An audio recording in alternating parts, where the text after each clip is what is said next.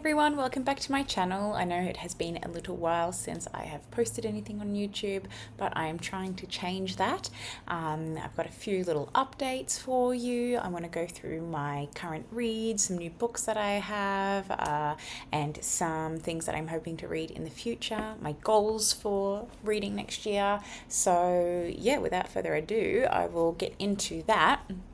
I think our most exciting update is that we have bought some land and we are planning to build. I think I'm planning to use YouTube as a bit of a platform to document that build, talk to whoever will listen about aesthetics and like making our home our own. And yeah, so we're very, very excited about that. As a few of you might know, we've been living in a shed for the last almost 2 years. Before that, we were in the UK and living out of a van and house sits and hotels and hostels and Contiki buses. So it has been a while since we have been in a proper home, and it'll be amazing to actually have something that we can call our own. So we're very excited for that, and excited for the fun process of like choosing things and colors and materials and everything to put in a house to make it cozy. And that is, we want to like bring everything that we have loved from our time traveling and everything and put it into our house and garden. So things from like the UK and Italy, all of those things, we're hoping to incorporate into it. So that will be really exciting, and I hope you will be willing to join me for that. I want to talk about my reads. So at the moment, I am reading, I've got an empty cup of tea here, but I was using my lovely little mug rug from Bookish Cozy that I'm very, very lucky to be repping for over this season of spring, which is autumn for America, which is where Bookish and Cozy comes from. So everything has sort of like an autumn fallsy vibe, which obviously is not what is going on over here. But we are still growing mushrooms out there. Every time there's a storm, all these mushrooms pop up. Probably not ones to eat. I won't make any jokes about death cap mushrooms and Australians, but this is my book sleeve from Bookish and Cozy that I'm currently using. It is so beautiful. As you can tell, they're all like really padded, and it protects your book so well. I love this little autumn pattern on here. The pumpkins, the mushrooms, the leaves, so pretty. And it is holding my current read. Well, it's not right now, but my current read is I'm Afraid You've Got Dragons by Peter S. Beagle. He is also the author of The Last Unicorn, which I've never read before, but I know a lot of people love it. I've got no idea what it's about. I'm a little bit lost with this as well, to be honest. I really wanted to like it. I bought it when we were on our trip in America, and I saw it and thought it looked really cute. I thought it maybe might have been a little bit more like a younger reader sort of audience, just with the cover and everything, but I don't think it is. Like, it's clean, it's definitely clean, which is nice, but I'm finding it a little bit difficult to read, and it gives me what I feel like The Princess Bride might read like. I think it's satirical, but I'm struggling to figure out whether it is taking itself seriously or it's not taking itself seriously, and it's quite slow paced, I'm finding it. I've been on this book for ages. I did stop reading it and read I read Sally Hepworth's Mad Mabel, which I read in like 5 minutes, because her books are just so consumable. But yeah, so I am struggling to get through this. I've been tempted to download it on Audible with my last credit, but I'm not going to, because there's only like 75 pages left, and I just need to sit down and read it. So that is what I'm reading at the moment. My next read that I have planned is The Christmas Tree Farm by Laurie Gilmore. I read The Pumpkin Spice Cafe, I keep going to call it Pumpkin Spice Latte, in last month, and I really enjoyed it. I was pleasantly surprised. I'm not much of a romance reader these days. I just sometimes find them a little bit unrealistic, which these are super unrealistic. They're really fast paced, but that's also why I like them, because they're really easy to read and get through, and they're cute, and they're like atmospheric with like the seasons. And so the Pumpkin Spice Cafe was very autumny, and it was lovely. These are beautiful additions. I will admit, I bought the Pumpkin Spice Cafe because I loved the cover, and it had beautiful painted edges, which so does this one. But when I read it and I enjoyed it, I then was like, okay, well, I'll buy the next one. So this also has a beautiful little Westie on it, which, for those of you who have been around since the beginning, will know that I had a beautiful Westie dog. And this is the inside of the cover. And then I'm not very good at knowing where my camera is. It's so beautiful. So I am excited to read that when I finish I'm Afraid You've Got Dragons. Now, I'll talk about my hopefuls for next year. I am changing my way of reading next year. So I'm not going to be like partaking in the Goodreads challenge and being like, I read this many books in so many in this year. Like, I don't like the whole competitiveness, and I feel like I know a lot of us aren't in the whole like making each other feel bad because we're slow readers or whatever. I'm a very slow reader. I know I'm a slow reader. I am lucky to read 30 books a year. That is pretty much as I can get. I think last year I read 34. My general rule is 2 books a month. And if I get 2 books a month, I'm happy. I think I've read 30 books this year so far, but I don't think I'm going to read 34 books.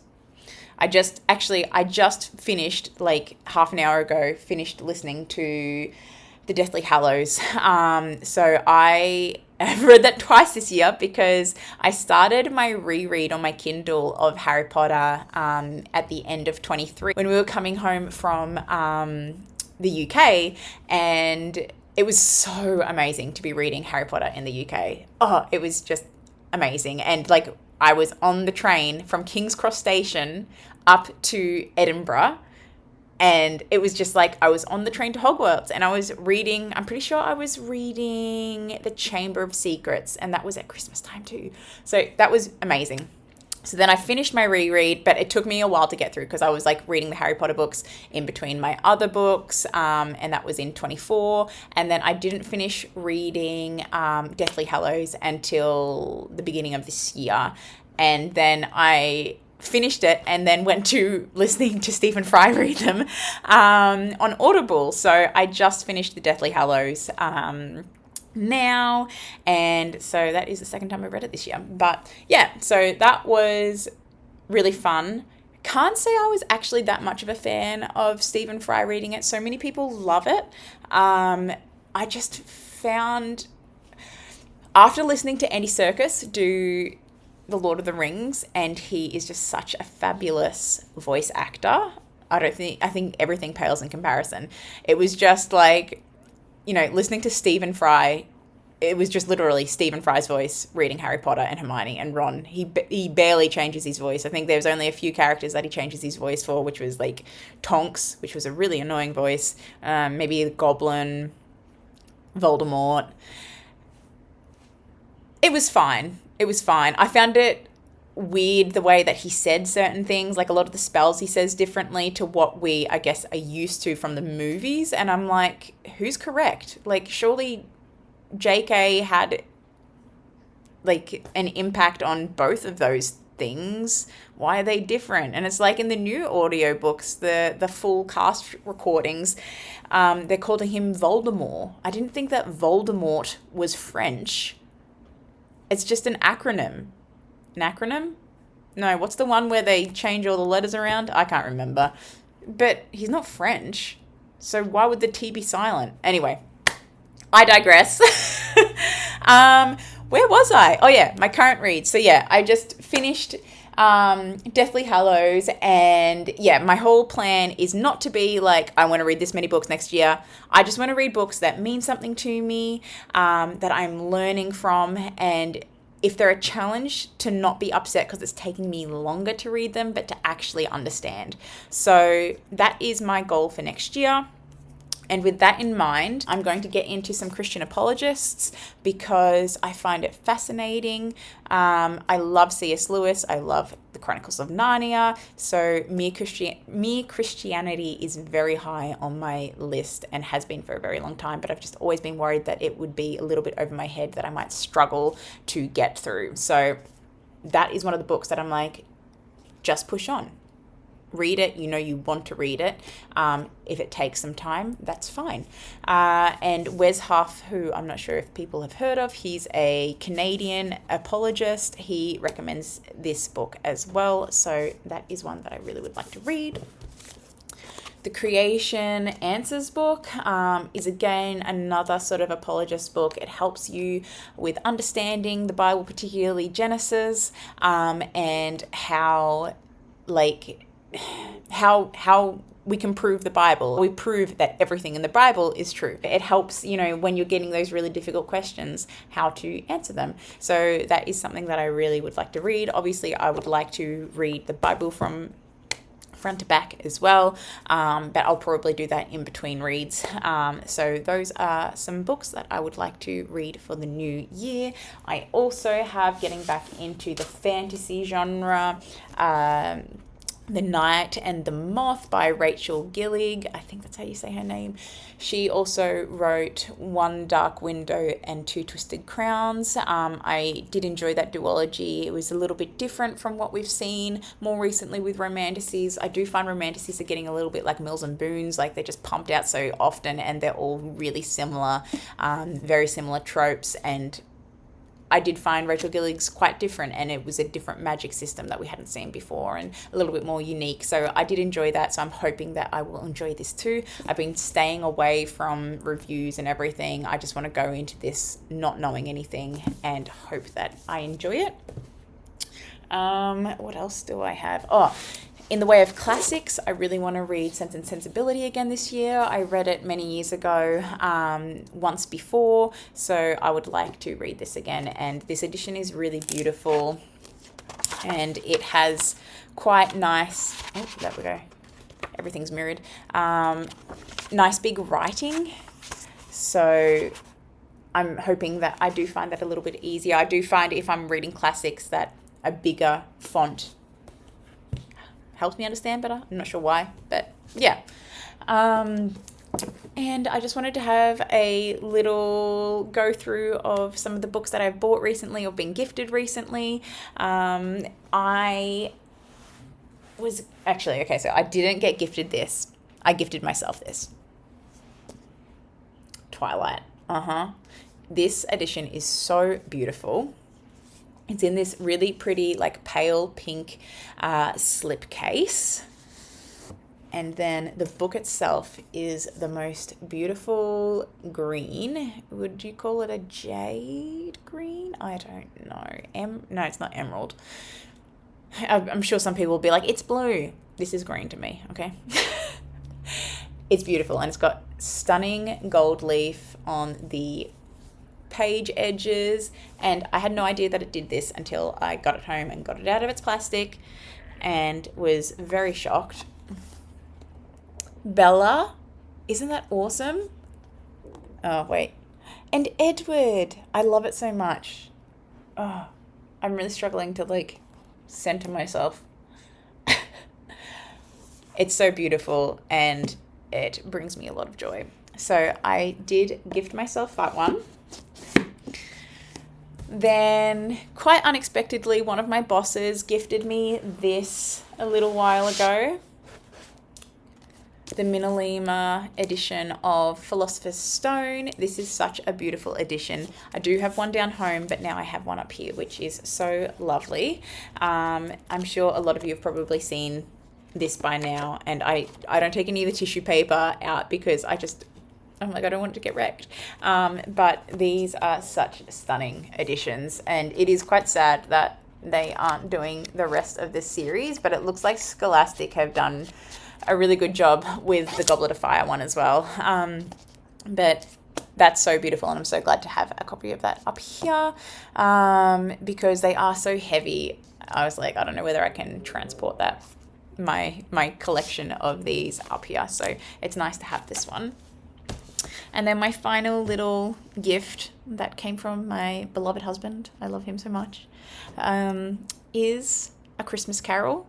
So he found this the other day, and it's a faithful reproduction of the original first edition of Dickens's A Christmas Carol. I think this is so beautiful and so special. A Christmas Carol was one of the first books that we read together when we first met overseas when we were in Scotland, and then he had to travel back home to Australia to finish out teaching the school year here. And so while he was in Australia and I was in the UK, we were keeping in contact over the phone. And one of the things that we did was read together. And so Northanger Abbey was the first book we read together, and then A Christmas Carol was another one. We also did Animal Farm, and I think that's all we did. But I love this. This is like such a special and sentimental gift. And I'll show you some of the pages. So it has these little scribbles in the front, which are like a reproduction of title page from Dickens' manuscript. There's another one here somewhere as well. And so that's his handwriting. And then it has these beautiful colored illustrations as well. It's just so special, and yeah, I love it. So that was really, I was really surprised when he came home with that. So that is some of the little book gifts that I've received lately and my plans for my reads in the future. I hope you enjoyed this video. I hope it was quick enough. I hope I didn't stuff up too much, and I'm hoping to be here more often in the future. Hopefully we'll be back soon. Maybe I will be down home in Victoria when I post my next one. That might be nice. But yes, I hope you continue to follow along, and I think I am planning to sort of move my Bookstagram maybe more across to YouTube. But we'll see how that goes. But yeah, thank you for watching, and I will see you next time. Bye.